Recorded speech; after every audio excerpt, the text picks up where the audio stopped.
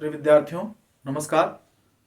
आज हम लोग कक्षा 12 की बोर्ड परीक्षाओं को ध्यान में रखते हुए भौतिकी विज्ञान के कुछ महत्वपूर्ण प्रश्नों को हल करते हुए इसके अंतिम पार्ट डिजिटल इलेक्ट्रॉनिकी के महत्वपूर्ण प्रश्नों का अध्ययन करेंगे और देखते हैं। आइए इसमें क्या क्या होता है, कैसे कैसे इसके महत्वपूर्ण प्रश्न हैं।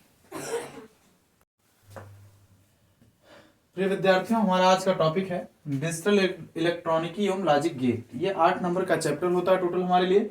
और इस पाठ में जितने भी प्रश्न आते हैं बहुत ही सरल आते हैं, यूं कहीं एकदम फ्री में नंबर देके जाते हैं आपको। बस कुछ लॉजिक याद रखने हैं, कुछ तर्क याद रखने हैं, तार्किक गेट है। और देखते हैं इसमें कुछ चीजों को सीखते हैं। तो सबसे पहले बच्चों इसमें एक गेट होता है जिसका नाम है आर गेट। कौन सा गेट है ये? आर गेट कहीं पर बना होगा, कैसे होगा तो इसको हम लोग कैसे पहचानेंगे? तो ये ऐसे होता है। ये हमारे पास क्या है? आर गेट है हमारा। कौन सा गेट है ये? आर गेट है। ये पॉइंट ए और बी। अब आर का मतलब क्या होता है? आर का मतलब होता है जोड़ना। आर का मतलब क्या होता है? जोड़ लेते हैं आर का मतलब हम यहाँ पे। आइए बच्चों देखते हैं हमारा दूसरे नंबर का जो गेट है वो है एंड गेट। कौन सा गेट है? AND gate. इसको हम लोग पहचानेंगे कैसे?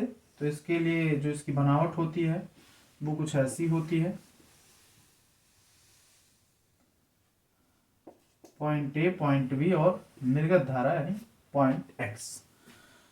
तीसरा गेट हमारा आ जाता है। इसमें एक गेट और होता है हमारे पास। उस गेट को हम लोग कह देते हैं नॉट गेट। कौन सा गेट बच्चों? Not gate. कैसे होता है ये हमारे पास? तो ये बच्चों गेट हमारे पास ऐसे होता है कुछ, ठीक है। इसमें से ए इधर से और इधर पे हमको एक्स मिल जाता है, यानी एक ही निवेश करते हैं और एक ही हमको प्रोडक्ट मिलता है। आइए इनके बारे में। एंड गेट का मतलब होता है गुणा और नॉट का मतलब आप जानते ही हैं कि रोकना। नॉट का मतलब क्या होता है? रोकना होता है। तीसरा गेट आ रहा है भैया। हाँ, चलिए इन सब की सत्यता सारणियां देख लेते हैं। कुछ चीजें हमारे पास होती हैं। क्या होती है इसमें? सत्यता सारणी। कौन सी सारणी? सत्यता सारणी। यहां तक आ रहा है? ठीक। चलिए हमारे पास दो निवेशी चीजें हैं। दो चीजें निवेश कर रहे हैं और प्रोडक्ट हमको यहाँ पे एक्स मिल रहा है, या वाई लिख सकते हैं, आप कुछ भी लिख सकते हैं। ठीक है, चलिए सत्यता सारणी में हम लोग देख लेते हैं कि सत्यता सारणियां क्या होंगी इसकी। ये वाई से शो करते हैं। यहाँ पे वाई लिख लीजिएगा। ए है, बी है और वाई। 4 कंडीशन होती है जोड़ने में। 0 को जोड़ेंगे आप तो 0 आएगा। बुलियन व्यंजक की सहायता से लोग जोड़े जाते हैं। 0 1 को 1 आएगा, 1 0 को 1 आएगा, 1 1 पर 1 आएगा। यानी आप लोगों को इस सत्यता सारणी याद रखनी है कि अगर दोनों 0 है, 0 मिल रहा है, एक 0 है, एक 1 है, तो आपको एक यानी धारा प्राप्त हो रही है। 1 0 1 आ रहा है तो किसकी सत्यता सारणी हो जाती है? आर गेट की हो जाती है। आइए हम लोग चलते हैं एंड गेट की सत्यता सारणी पर।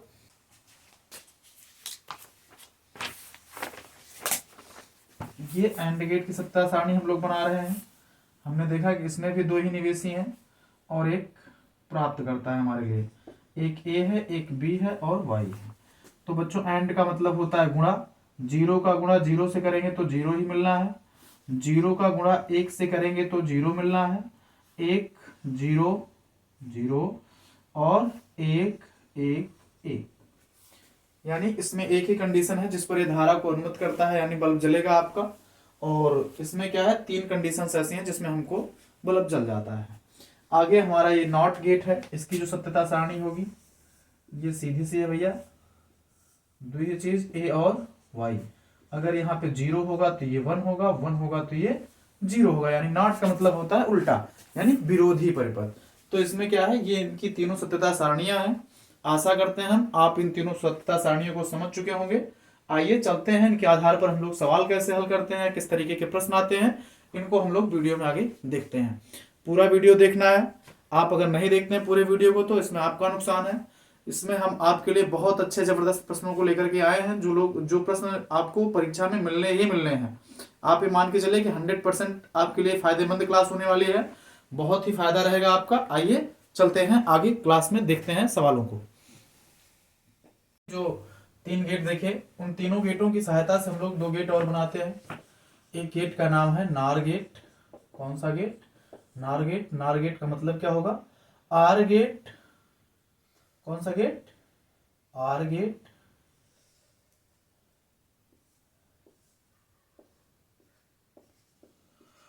Plus NOT gate. OR gate और प्लस नॉट गेट, ये कौन सा गेट है हमारा? आर गेट है, और ये हमारा क्या है? Not gate. इनको मिलाकर के हमारा कौन सा गेट बनता है बच्चों? नॉर गेट बन जाता है। और इसके बाद इसी से संबंधित दूसरा गेट हमारा जो बनता है उसको हम नैंड गेट कहते हैं। नैंड गेट, इसमें क्या होता है? एंड गेट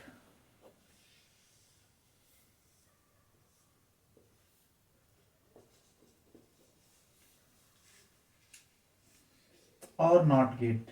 कौन सा गेट? एंड गेट और नॉट गेट। ये हमारा कौन सा गेट है? एंड गेट है, और ये हमारा क्या है? Not gate. इन दोनों को मिला करके हमारा 2 नया गेट बन जाता है। एक है कौन सा गेट? नॉर गेट, और दूसरा है हमारा क्या? NAND gate. इनकी सत्यता सारणियां हम लोग देख लेते हैं।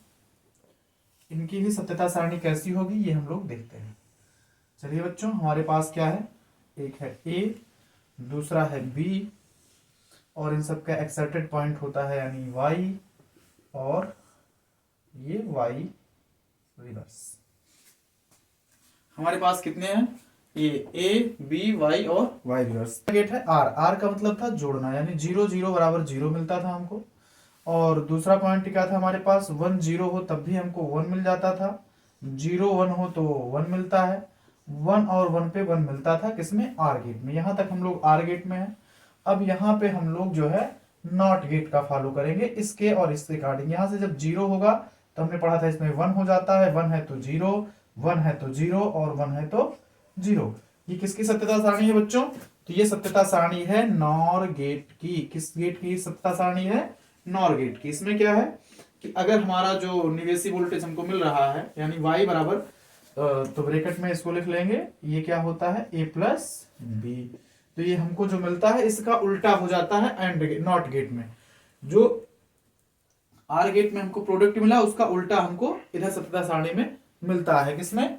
नॉर गेट में। ये कौन सा गेट है? आर गेट है, और हमारे पास क्या है? Not gate. आइए चलते हैं नैंड गेट की, और इस पर इसकी भी सत्यता सारणी हम लोग देख ही लेते हैं।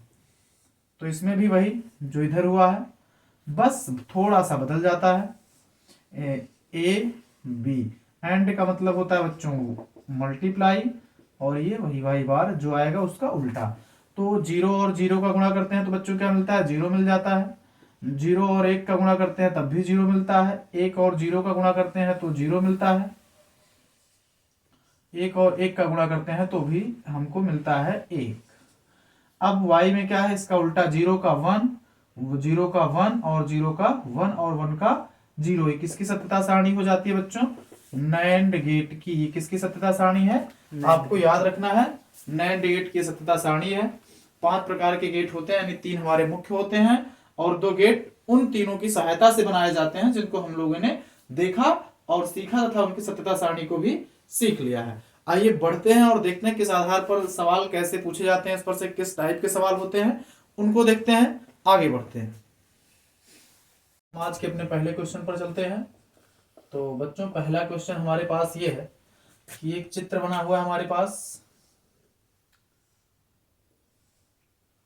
और ये चित्र कुछ इस तरीके से है। ए बी और यूं है ये चित्र।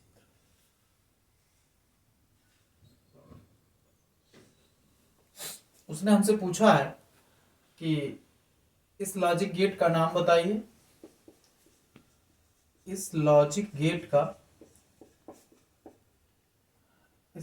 गेट का नाम बताइए तथा सत्यता सारणी दीजिए। सत्यता सारणी भी दीजिए। तो पंडित जी अभी हमने पढ़ा था 3 गेटों को, 3 और उनके साथ 2 और गेटों को। तो उनमें से आप देख करके क्या बता सकते हैं कौन सा गेट हो सकता है? NOR gate. ये कौन सा गेट है? NOR gate. हाँ, नॉर गेट है। तो आपने कैसे पहचाना? ये कौन सा गेट है? आर। और ये कौन सा गेट है? नॉट। नॉट। तो शाबाश, बहुत बढ़िया पंडित जी। सौरभ भैया ने बताया कि कौन सा गेट है? नार गेट है। तो नार गेट है तो इसकी सत्यता सारणी क्या हो जाएगी? चलिए बनाते हैं। तो पंडित जी आर की सारणी में क्या होता है? गुणा होता है कि जोड़ होता है? जोड़ होता है। जोड़ होता है। बहुत बढ़िया। आर की सारणी में क्या होता है? जोड़ होता है। अब ये हमारे पास y इनवर्स कह लीजिए या y बार, कुछ भी कह लीजिए। चलिए, अगर यहाँ दोनों पर 0 0 हो तो यहाँ क्या होगा? 0 होगा। और यहाँ पर अगर 1 हो, यहाँ 0 हो तो यहाँ क्या होगा? 1 होगा। यहाँ 0 हो और यहाँ 1 हो तो यहाँ क्या होगा? 1 होगा। यहाँ 1 हो, और यहाँ भी 1 हो 1 होगा तो यहाँ पे 1 होगा। चलिए, अभी क्या है हमारे पास? नॉट गेट का है ना लॉजिक। हाँ। इसमें क्या हो जाएगा? 0 है तो 1, इसमें 1 है तो 0। बहुत बढ़िया। इसमें 0, इसमें 0। तो ये क्या हो गई? इसकी सारणी, सत्यता सारणी हो गई। और हमारा ये सवाल था कि ये कौन सा गेट है और इसकी सत्यता सारणी क्या है। तो आपने देखा कि ये हमारा कौन सा गेट था? OR gate. और ये उसकी रही सत्यता सारणी। ये कौन सा गेट था? आर और नॉट को मिलाकर के नॉर गेट। इस प्रकार से हमारा पहला सवाल हो गया। समझ में आया पंडित जी? हाँ। चलिए, बहुत बढ़िया, अच्छी बात है, समझ में आ गया है। आइए चलते हैं दूसरे सवाल को भी। आइए दूसरे सवाल पे चलते हैं। सवाल जो है हमारा कुछ इस प्रकार है। अब की बार जहां हम लोग द्विनिवेशी पढ़े थे, यहाँ पर उसने क्या दिया है हमको? 3 ठो निवेशी दे दिया है। क्या दिया है भैया? ए, बी और सी दिया है। और ऐसे दे दिया है चित्र को, और कुछ ऐसे दिया है। तो पंडित जी क्या आप इस गेट को पहचान सकते हैं कौन सा गेट है? NOR gate. हाँ, तो शाबाश, बहुत बढ़िया। ये कौन सा गेट है? नॉट। ये है हमारा आर और ये है हमारा कौन सा गेट? नॉट। नॉट गेट है। दोनों को मिलाकर के कौन सा गेट बना? NOR gate. उसने कहा है कि इस गेट को पहचान लीजिए और इसकी सत्यता सारणी देनी है। पंडित जी हमको क्या देनी है? आपकी इसकी सत्यता सारणी देनी है, इस गेट की। तो चलिए हम लोग देख लेते हैं। अब की बार हमारे पास जो निवेशी धाराएं हैं, निवेशी है, इनपुट है, वो कितना है? 3 है। तो हम लोगों को इधर कितने खाने बनाने पड़ेंगे? 3। ए, बी, सी। और ये y और ये y इनवर्स। ठीक है पंडित जी, तो कितनी कंडीशंस हो सकती हैं? तो इसके लिए अब हमारी कंडीशंस भी बढ़ जाएंगी। तो हम लोग थोड़ा इसको क्या करते हैं? बड़ा कर लेते हैं चार्ट को। यहाँ तक आ रहा है? नहीं आ रहा है। चलिए देखते हैं कंडीशंस के अकॉर्डिंग। तो छोड़ देते हैं चार्ट को बनाने का झमेला ही। यहां से शुरू करते हैं। ए, बी, सी और वाई। अब तो आ रहा होगा। हाँ। और ये रहा हमारा वाई इनवर्स। ठीक। चलिए, पहली कंडीशन क्या हो सकती है? तो पहली सर्वविदित कंडीशन है कि तीनों हो जाए 0 0। तो यहाँ क्या मिलेगा? 0। अब इसमें क्या हो जाए कि इसमें 1 हो जाए, बाकी भी दोनों लोग 0 रहे तो कितना मिलेगा? 1 मिलेगा। अब इसमें क्या हो जाए? ई वाला 0 हो जाए, ई 1 हो जाए, ई 0 हो जाए तो कितना मिलेगा? 1। ई दोनों 0 0 हो गए, ई 1 हो जाए तो कितना मिलेगा? 1 मिलेगा। कितनी कंडीशन हो गई? 4 हो गई। और चलते हैं अब हम लोग एक कंडीशन पे। और क्या हो सकती है कि अब की ई और ई 1 हो जाए, ई 0 हो जाए तो कितना होगा? 1। अब की जो है ई वाला 0 हो जाए, ई दोनों 1 1 हो जाए तो कितना होगा? अब की अगर ये वाले, हाँ चलिए 1 हो जाएगा। अब की ये वाले 1 हो जाए, ई वाला 0 हो जाए तो कितना होगा? 1 होगा। बहुत बढ़िया। अब हमारे पास और कौन कंडीशन बन सकती है? दो बार इधर जीरो, दो बार इधर जीरो, दो बार इधर जीरो। चलिए अब एक कंडीशन और बचती है आपके एक, पास एक, एक। कि तीनों एक एक हो जाए तो एक हो एक हो जाएगा, मामला फिनिश है। और इसका वाई अब y इनवर्स में चलते हैं तो क्या हो जाएगा, ये जीरो है तो एक। वन, ये वन है तो zero, zero zero, zero zero zero zero.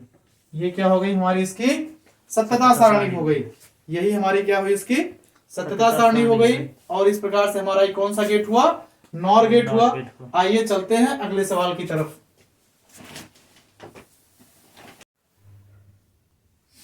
आइए चलते हैं तीसरे सवाल पर। तीसरा सवाल है हमारे पास, वो हमसे कह रहा है कि दो निवेश ए और बी वाले, ए तथा बी वाले गेट का निर्गत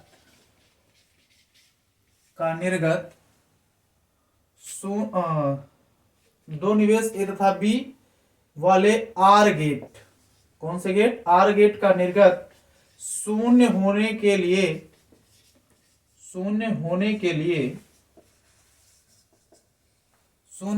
लिए प्रतिबंध बताइए या प्रतिबंध दीजिए। शून्य होने के लिए प्रतिबंध दीजिए, क्या प्रतिबंध होंगे। यानी सत्यता सारणी का वह कौन सा मान होगा जिसमें आर गेट के लिए ए तथा बी दोनों के मान हमको शून्य मिल जाएंगे वाई में। बताइए पंडित जी, हमारे पास ए और बी का आपको मान बताना है और गेट है वाई बराबर ए प्लस बी और इसका मान है जीरो। किस कंडीशन पर होगा, जीरो जीरो जीरो जीरो। शाबाश, बहुत बढ़िया, ये हो गया आपका प्रतिबंध या मान हो गया। तो इस प्रकार के आपसे सवाल परीक्षा में पूछे जा सकते हैं गेट से संबंधित। और इसके बाद आइए हम लोग चलते हैं इसमें ही ट्रांजिस्टर की तरफ। आइए, अभी तक लॉजिक गेट में थे हम लोग, अब चलते हैं ट्रांजिस्टर में। इस पर आधारित कुछ सवाल पढ़ते हैं, इस पर ट्रांजिस्टर पर। तो ट्रांजिस्टर हमारे पास कितने प्रकार के, दो प्रकार के हमारे में, एक पीएनपी है, दूसरा क्या है, एनपीएन है, एनपीएन है। तो सबसे पहले इसको हम पहचानेंगे कैसे। अगर वो हमसे पूछ ले कि भैया ये बता दो कौन सा पीएनपी है और कौन सा एनपीएन है, तो आइए देख लेते हैं पीएनपी के बारे में। तो चलिए कैसे होता है इसका निरूपण, ये देख लेते हैं। ये हमारे पास होती है एक धारा जिसको हम लोग ये पॉइंट ई ऐसे, ये आइए हम लोग पहचान लेते हैं इसको। कैसे पहचानेंगे कौन सा पीएनपी है और कौन सा एनपीएन है। तो चलिए देखते हैं पीएनपी में क्या होता है। ये है हमारे पास हमारा बेस और जिसको हम लोग कह देते हैं बी, बेस हो गया। इधर से एक धारा हमको आकर के मिलेगी ऐसे और ऐसे, ये हमारा क्या है ई है और इधर से ऐसे निकल जाएगी, इसको हम कहते हैं सी। तो ई बराबर क्या होता है और सी बराबर क्या होता है, बी बराबर क्या होता है, ई देख लेते हैं। ई फॉर उत्सर्जक, उत्सर्जक यानी इमिटिंग। सी फॉर संग्राहक, सी क्या है, संग्राहक है। और बी क्या है हमारे पास, बेस यानी आधार। क्या है, बी यानी बेस यानी आधार। तो इसमें देखते हैं, हाँ इसमें धारा ऐसे आएगी और ऐसे जाएगी। अब हमारे पास क्या है, एनपीएन। इस ट्रांजिस्टर में भी क्या होता है, निचला सिरा भैया हमारा बेस ही होता है, बस इसमें बदल जाता है। तो क्या बदलता है वो हम देख लेते हैं। ये हमारे पास ई है और ये हमारे पास सी है। अब की बार धारा आने की दिशा और जाने की दिशा क्या होती है, बदल जाती है। ये हमारा कौन सा ट्रांजिस्टर है, तो एनपीएन ट्रांजिस्टर का चित्र है ये। और ये हमारे पास क्या है, पीएनपी ट्रांजिस्टर का चित्र है। पहचानेंगे कैसे, अगर एरो ऐसे लगा हो, ई से एरो आ रहा हो बी की तरफ और जा रहा हो सी की तरफ, तो हम कहेंगे कौन सा ट्रांजिस्टर है, पीएनपी ट्रांजिस्टर है। और अगर धारा के अगर वो कहाँ से दिख रहा हो, सी की तरफ से आ रहा हो और ई की तरफ जा रहा हो, तो हम लोग कह देंगे कौन सा ट्रांजिस्टर है, एनपीएन। एनपीएन ट्रांजिस्टर है। तो इस प्रकार से हम लोगों ने देखा कि कौन सा पीएनपी ट्रांजिस्टर होता है और कौन सा एनपीएन ट्रांजिस्टर होता है। इसमें कुछ और चीजें वो पूछ लेता है, भैया पीएनपी का मतलब क्या है, तो इसका जो है मेन चित्र हम लोग बना के देख लेते हैं। कौन सा चित्र, मेन चित्र, वो कैसे होता है, तो भैया वो ऐसे होता है कि इसमें जो है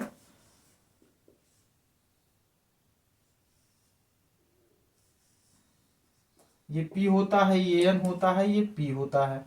तो हमारे पास दो P के बीच में एक KN की महेन तरास रखी होती है, ठीक है। इस प्रकार से बनता है हमारा PNP। और इसमें क्या होता है, कुछ ऐसे ही, ये दोनों N होते हैं और ये क्या होता है, P होता है, ठीक है। ये हमारे क्या होता है, बेस लाइन हो जाती है बीच की, ये उत्सर्जक और ये संग्राहक हो जाते हैं। ये हमारा जो है मेन चित्र होता है कि कौन सा पी डायोड, दो पी डायोड होते हैं, एन डायोड बीच में रहता है और ये ऐसे होता है। तो वो हमसे पूछ लेता है कि भाई बता दीजिए आप लोग कि इसमें जो है पीएनपी ट्रांजिस्टर और एनपीएन ट्रांजिस्टर में जो तरास होता है उसको हम लोग बहुत पतला क्यों रखते हैं। कभी कभी वो हमसे पूछ लेता है कि बताइए इसमें पतला क्यों रखा जाता है। आधार को हम लोग इसलिए पतला रखते हैं कि जिससे से ज्यादा इलेक्ट्रॉन कोटर की तरफ जा सकें और कोटर इलेक्ट्रॉन की तरफ आ सकें, आदान प्रदान हो सके, दोनों एक साथ मिलकर के आपस में क्रिया ना कर सकें, इसलिए हम लोग जो है आधार को पतला रखते हैं। आइए चलते हैं, कुछ इस पर आधारित सवालों को देखते हैं और आगे बढ़ाते हैं कक्षा को। हम लोग चलते हैं चौथे सवाल की तरफ। हमारा चौथा सवाल कह रहा है किसी ट्रांजिस्टर का उभयनिष्ठ आधार प्रवर्धन गुणांक अल्फा बराबर 0.98 है, उस ट्रांजिस्टर का उभयनिष्ठ धारा प्रवर्धन गुणांक कितना होगा। तो चलिए बच्चों देख लेते हैं इस सवाल को हम लोग कैसे लगाते हैं। तो दिया है हमको, क्या दिया है, अल्फा बराबर 0.98 दे रखा है। अल्फा बराबर कितना दिया है, 0.98। हमसे उसने बीटा बराबर पूछा है, तो बीटा बराबर बच्चों फार्मूला होता है हमारे पास अल्फा बटे 1 माइनस अल्फा। क्या होता है, अल्फा बटे 1 माइनस अल्फा। अल्फा की वैल्यू 0.98 और इधर कितनी है हमारे पास 1 माइनस 0.98, तो कितना आ जाएगा इसको दोनों को घटाने पर, बीटा बराबर 0.98 बटे 0.02 या दशमलव से दशमलव हटा देंगे, समान स्थान होने के कारण कितना आ जाएगा 49। बीटा बराबर कितना आया 49। ये था हमारा पहला सवाल ट्रांजिस्टर के अंतर्गत। और इस वीडियो में हमारी आज की क्लास में चौथा सवाल, उसने हमको बीट अल्फा दिया हुआ था, हमसे उसने बीटा पूछा था। बीटा का फार्मूला होता है अल्फा बटे 1 माइनस अल्फा और हमने इसको इस सूत्र में लगाया और हमको क्या मिल गया आंसर 49। यहाँ पे कैसे घटा है, 1.0 घटाना भी देख लेते हैं। 1.00 में से 9.98 घटाएंगे, 10 में से 8 जाएगा 2 और 9 में से 9 जाएगा 0, दशमलव यहाँ पे 0 यहाँ पे। इसमें हम आपको जोड़ना घटाना सब सिखा रहे हैं, इतनी गहराई से आपको बताया जा रहा है, कहीं आपको ये सब मिलने वाला नहीं है, ना इतनी गहराई से आपको सिखाया जाएगा। इसलिए आप इस वीडियो को पूरा देखें और अच्छे तरीके से समझते रहें। वीडियो पसंद आ रहा हो तो वीडियो को ज्यादा से ज्यादा अपने मित्रों में शेयर करें और चैनल को सब्सक्राइब करवाएं तथा वीडियो को लाइक भी करते रहें। आइए चलते हैं अगले सवाल पर और देखते हैं एक नया जबरदस्त सवाल। आइए बच्चों, पांचवा सवाल कह रहा है एक उभयनिष्ठ आधार ट्रांजिस्टर प्रवर्धक का आंतरिक तथा बाह्य प्रतिरोध क्रमशः 500 एम्पीयर तथा 400 एम्पीयर है। यदि IE का मान 1 मिली एम्पीयर तथा अल्फा का मान 0.95 हो तो निवेशी तथा निर्गत वोल्टेज ज्ञात कीजिए। उसने हमसे क्या पूछा है, निवेशी तथा निर्गत वोल्टेज ज्ञात कीजिए। IE का मतलब क्या होता है, उत्सर्जक धारा, यानी इसको हम कैपिटल E भी लिख सकते हैं। तो चलिए सबसे पहले उसने हमसे क्या कहा है, निवेशी वोल्टेज और निर्गत वोल्टेज। तो हम लोग चलते हैं निवेशी वोल्टेज पर। तो निवेशी वोल्टेज बराबर क्या होता है बच्चों, निवेशी वोल्टेज बराबर जो सूत्र होता है वो होता है उत्सर्जक धारा, उत्सर्जक धारा गुणे आंतरिक प्रतिरोध, आंतरिक प्रतिरोध। क्या होता है, आंतरिक प्रतिरोध। तो हमारे पास बच्चों उत्सर्जक धारा क्या है, IE 1 मिली एम्पियर है। 1 मिली एम्पियर को एम्पियर में चेंज करेंगे तो 1 गुणे 10 की घाते -3 एम्पियर हो जाएगा, गुणे आंतरिक प्रतिरोध हमारे पास कितना है, तो ये है 500 ओम। तो कितना आ जाएगा बच्चों, 5 गुणे 10 की घात 2 गुणे 10 की घाते -3, यानी 5 गुणे 10 की घाते -1। ये क्या आ गई हमारी, सॉरी, निवेशी वोल्टेज। कौन सा वोल्टेज हमारा, निवेशी वोल्टेज है। ये क्या है हमारा, निवेशी वोल्टेज, निवेशी वोल्टेज। ठीक, कितना आया हमारे पास, इतना आ गया निवेशी वोल्टेज। चलिए निर्गत वोल्टेज देख लेते हैं। इतना लगा लिए पंडित जी। हाँ। चलिए, इसमें क्या हुआ था कि निवेशी वोल्टेज उसने पूछा था। निवेशी वोल्टेज का फार्मूला होता है उत्सर्जक धारा गुणे आंतरिक प्रतिरोध। तो उत्सर्जक धारा हमारे पास कितनी थी, 1 मिली एम्पियर थी, हमने उसको एम्पियर में चेंज किया, 1 गुणे 10 की घात -3, 5 गुणे 10 की घात 2, और इसको हटा देंगे कितना आ जाएगा, निवेशी वोल्टेज 5 गुणे 10 की घात -1 या 0.5।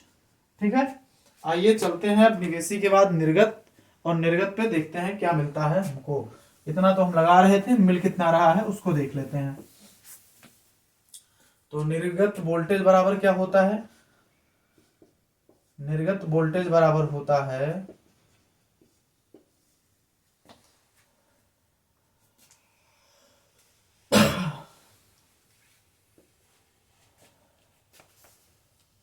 संग्राहक धारा गुणे लोड या बाह्य प्रतिरोध, बाह्य प्रतिरोध, लोड या बाह्य प्रतिरोध। तो पंडित जी संग्राहक धारा उसने हमसे कहा है, क्या कहा है, संग्राहक धारा। तो संग्राहक धारा का फार्मूला होता है अल्फा इंटू आई ई, और गुणे बाह्य प्रतिरोध को क्या कह देते हैं हम लोग, आर एल, यानी हमारे पास क्या, लोड। तो आई ई की वैल्यूएशन हमारे पास कितनी है, 0.95 गुणे आई ई की वैल्यूएशन 1 मिली एम्पियर थी ना, 1 मिली एम्पियर। हाँ, तो 1 मिली एम्पियर का गुणा करा लीजिए, 1 गुणे 10 की घाते -3, तो सीधा सीधा हम एक का गुणा ना लिख करके 10 की घात -3 लिखते हैं। आर एल बाह्य प्रतिरोध हमारे पास कितना है, 400 है, बहुत बढ़िया। इन सब का गुणा कराएंगे तो कितना मिल जाएगा, तो चलिए देखते हैं। 400 को हम लोग क्या लिख सकते हैं, 4 गुणे 10 की घात, तो 0.95 गुणे 4 गुणे 10 की घाते -3 धन 2 लिख सकते हैं। गुणा कराते हैं इसका, 5 चौको 20, 4 9 36, 2 38, 2 अंक पे दशमलव, गुणे 10 की घाते -1, या इसी को लिख सकते हैं 0.38। कितना हो गया निर्गत वोल्टेज हमारे पास, निर्गत वोल्टेज इतना हो गया भैया, 0.38। कितना आया, 0.38। हमारा अगला सवाल कह रहा है, एक एनपीएन ट्रांजिस्टर में 10 की घात -6 सेकंड में 10 की घात 10 इलेक्ट्रॉन उत्सर्जक में प्रवेश कर जाते हैं। 2% इलेक्ट्रॉन धारा आधार में क्षय हो जाते हैं। उत्सर्जक धारा तथा आधार धारा का मान ज्ञात कीजिए। तो आइए देखते हैं इस सवाल को हम लोग कैसे लगाते हैं। हम जानते हैं कि आई बराबर क्या होता है, आई ई यहाँ पर है, तो आई बराबर होता है Q बटे टी, Q बराबर होता है एन ई बटे टी। चलिए एन ई की वैल्यूएशन हमारे पास क्या होती है, तो ई की एन की वैल्यू कितना दिया है, कितने इलेक्ट्रॉन चले जाते हैं, तो इतने इलेक्ट्रॉन चले जाते हैं 10 की घाते 10 इलेक्ट्रॉन 1.6 ई की वैल्यू इतना 1.6 10 की घाते -19 बटे कितना समय में जाते हैं, तो भैया जाते हैं 10 की घात -6 सेकंड में। हल कर लेते हैं, ऊपर जाएगा तो ये कितना हो जाएगा, 10 की घाते 6 है तो ऊपर जाएगा प्लस में हो जाएगा 10 6 16, 10 की घाते 16 -19 गुणे 1.6, कितना आंसर आएगा 1.6 गुणे 10 की घाते -3। इतनी तो हमारे पास क्या है, ये कौन सी धारा है, उत्सर्जक धारा है। उत्सर्जक धारा हमारे पास कितनी मिली हमको, 1.6 गुणे 10 की घात -3 एम्पियर की मिल गई। इतनी हमारे पास ये मिली हमारी उत्सर्जक धारा। आइए चल लेते हैं इलेक्ट्रॉन के क्षय होने पर आधार धारा की तरफ। इलेक्ट्रॉन के क्षय होने पर आधार धारा की तरफ उसने कहा कि आपके कितने प्रतिशत इलेक्ट्रॉन नष्ट हो जाते हैं, द्विप्रतिशत यानी नंबर ऑफ इलेक्ट्रॉन कितने खत्म हो गए, 2% यानी 2/100 और कितने में से 10 की घात 10 में से। अब इसको हम क्या लिख सकते हैं, 2 गुणे 10 की घाते माइनस 2 गुणे 10 की घात 10, क्या आ जाएगा एन की वैल्यूएशन आपको एन डैश की 2 गुणे 10 की घाते 8, ये हो गया हमारे पास। अब आई बी पूछा है, आई बी बराबर सूत्र वही एन डैश ई बटे टी। अब एन डैश बच्चों हमारे पास क्या मिला है हमको, 2 गुणे 10 की घाते 8 और ई की वैल्यू 1.6 गुणे 10 की घात माइनस 19 बटे टी 10 की घाते माइनस 6। समय उतना ही है तो 16 दूनी 32, 3.2 गुणे 10 की घात ये 6 ऊपर जाएगी 14 और 19 में से 14 जाएगा तो यानी 10 की घात 14 माइनस 19, 14 माइनस 19 यानी 3.2 गुणे 10 की घाते माइनस 5 एएमपी यानी एम्पियर। ये हमको मिल गई हमारी कौन सी धारा है, आधार धारा। इस तरीके से हमारा ये सवाल क्या हो गया, फिनिश हो गया यहीं पर। आइए हम लोग बढ़ते हैं अगले सवाल की तरफ और देखते हैं उसको। ये हमारा 7वां सवाल कह रहा है, उभयनिष्ठ आधार व्यवस्था में किसी ट्रांजिस्टर की धारा लब्धि यानी अल्फा 0.98 है, उत्सर्जक धारा के 4 मिली एम्पियर परिवर्तन के संगत संग्राहक धारा तथा आधार धारा में परिवर्तन की गणना कीजिए। हमको क्या गणना करनी है, आई सी गणना करनी है और आई बी गणना करनी है। चलिए आइए हम लोग देख लेते हैं। दिया क्या क्या बच्चों, हमको अल्फा बराबर दे रखा है, दिया है अल्फा बराबर 0.98 और डेल्टा आई ई यानी आई ई बराबर भी दे रखा है उसने कितना 4 मिली एम्पियर, 4 मिली एम्पियर दे रखा है उसने हमको। तो ठीक है चलते हैं। अल्फा बराबर क्या होता है हमारे पास, तो हमारे पास अल्फा बराबर होता है आई ई बटे अल्फा बराबर होता है आई सी, सुधार कर लेंगे, आई सी बटे आई ई। तो आई सी बराबर क्या हो जाएगा हमारे पास, अल्फा इंटू आई ई। तो आई सी की वैल्यू अल्फा बराबर कितना है 0.98 है, आई ई की वैल्यू 4 गुणे मिली एम्पियर है, एम्पियर में चेंज करेंगे 4 गुणे 10 की घाते माइनस 3, कितना आ जाएगा, तो 4 8 32 और 4 9 36 3 39 2 अंक 3.9 गुणे 10 की घात माइनस 3 एम्पियर, या इसी को लिख सकते हैं 3.92। दिख रहा भैया यहाँ तक, ये लाइन वो मिटा दीजिए, वो वहां से दूसरा लिखिए। चलिए देख लेते हैं इसको, फिर गुणा करके जो कट रहा है उसको यहाँ पे 3.92 गुणे 10 की घाते माइनस 3 एम्पियर लिख सकते हैं, या इसी को हम लोग लिख सकते हैं 3.92 मिली एम्पियर। ठीक है, आइए ये हमारे पास क्या हो गई आईसी, आईसी का मतलब संग्राहक धारा। कौन सी धारा हो गई हमारे पास, ये संग्राहक धारा।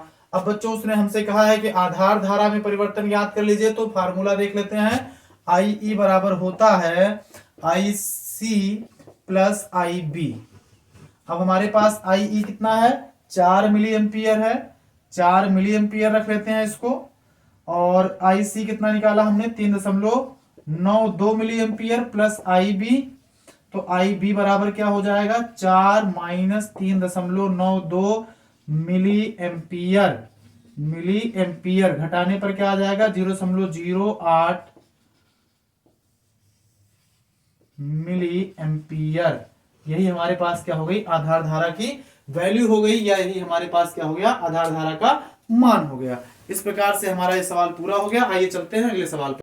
आइए हमारा ये सवाल कह रहा है एक एनपीएन ट्रांजिस्टर है जिसमें संग्राहक धारा 24 मिली एम्पियर है। यदि संग्राहक की ओर 80% इलेक्ट्रॉन पहुंचते हैं तो आधार धारा ज्ञात कीजिए। कितने इलेक्ट्रॉन पहुंच रहे हैं संग्राहक की तरफ, 80% पहुंच रहे हैं। अगर हमारे पास ये ट्रांजिस्टर हो हमारा एनपीएन, इस ये क्या हो उत्सर्जक हो और ये हो संग्राहक, तो यहां से यहां कितने पहुंच रहे हैं 80% ही पहुंच रहे हैं, बाकी 20% इधर उधर घूमने चले जा रहे हैं। तो जो घूमने जा रहे हैं वो लफंगे आदमी हैं, वही कितना अच्छा लफंगे हैं तो क्या करेंगे, वो बेस पे यही बेस पे डिस्चार्ज हो जाएंगे या अवक्षय परत में जाकर के नष्ट हो जाते हैं। तो उनकी संख्या कितनी है, कितने एम्पियर धारा का नुकसान हो रहा है, ये हम लोगों को देखना है। आइए देख लेते हैं कैसे होगा। तो बच्चों हम लोग जानते हैं जो हमारा फार्मूला है IE बराबर एनपीएन के लिए IC प्लस IB होता है। अब IE क्या है, तो IE बराबर होता है उत्सर्जक धारा। कौन सी धारा है ये, उत्सर्जक धारा। ये क्या है, संग्राहक धारा। और ये क्या है, आधार धारा। ठीक है, इतना हम लोग समझ चुके हैं। आइए देखते हैं सवाल को कैसे हल किया जाना है, और सवाल को हल करने का तरीका देख लेते हैं हम लोग। तो चलिए, कितना कह रहा है बच्चों, कह रहा है 80% ही क्या होते हैं, संग्राहक की ओर पहुंचते हैं। और जब 80% संग्राहक की ओर पहुंचते हैं तो संग्राहक धारा कितनी मिल रही है, 24 मिली एम्पियर मिल रही है। कितनी मिल रही है, 24 मिली एम्पियर। हाँ पंडित जी, यानी 80% जो धारा है, यानी जो 80% इलेक्ट्रॉन पहुंचे थे संग्राहक में, यहां से 80% यानी 100% टोटल थे, 80% जने यहाँ पहुंच गए हैं। 100 में 80 जने यहाँ पहुंच गए और 80 जने पहुंचे के बराबर का मतलब क्या था कि 80 जने पहुंचे तो 24 एम्पियर की धारा मिली। अब बाकी बची कितना, अगर 80 जने चला गए, 100 जने रहे भैया, क्या जने रहे, 100 वहां से 80 जने तो पहुंच गए मंजिल पे, तो कै जने भटक गए, 20, यानी कै परसेंट भटके, 20%। अब वह 20% जो भटके हैं वो नहीं कहा है, आधार धारा है। जो 20 जने भटक गए हैं वो कहाँ गए हैं, यही पी पर ही तो गए हैं, यानी यहीं पर तो हमारी आधार धारा होती थी, तो यहीं पर गए हैं। आइए इनका निकाल लेते हैं, कितने लोग गए हैं, तो भैया 24 तो ही गए थे, 24 मिला था 80 में, और यही 80 में से 20 जने और कहा है, रास्ता अलग कैले हैं। मतलब समझे, IB बराबर कितना कि 24 जने का, यानी 80% बराबर 24 मिली एम्पियर, 80% बराबर 24 मिली एम्पियर। तो अगर दूसरे हिसाब से देखा जाए तो 1 मिली एम्पियर बराबर भैया कितना, तो 1% बराबर 24/80 ना, 1% बराबर 24/80। और हमारे पास IB पर धारा कितनी है, 20% है, तो हम क्या कहेंगे कि 20% बराबर बाबू कितना हो जाएगा, 24, तो 24/80 गुणे 20, और 20 चौके 80 और 20, तो 4 छगे 24, कितना मिला, 6 मिली एम्पियर धारा। कौन धारा है, 20%, यानी IB है, यही हमारी क्या है, आधार धारा है। इस प्रकार से हमारा ये सवाल समाप्त हो गया। और बच्चों इसी प्रकार से आज हमारा ये इलेक्ट्रॉनिक जो युक्तियां, डिजिटल परिपथ था और ट्रांजिस्टर था, ये चैप्टर भी समाप्त हो जाता है। इसके अंतर्गत आने वाले सभी महत्वपूर्ण प्रश्न लगभग आज हम लोगों ने इस वीडियो में कवर कर लिए हैं, इससे बाहर कुछ भी नहीं आना है। जो दीर्घ उत्तरीय प्रश्न है उनके बारे में फिर कभी किसी अगले वीडियो में चर्चा की जाएगी। तब तक के लिए जुड़े रहिए जेमिनी क्लासेस के साथ। बहुत बहुत धन्यवाद। वीडियो पसंद आया हो तो इसको ज्यादा से ज्यादा शेयर करें तथा वीडियो को लाइक करें, चैनल को सब्सक्राइब करें, और मिलते हैं अगले वीडियो में। बने रहिए जेमिनी क्लासेस के साथ।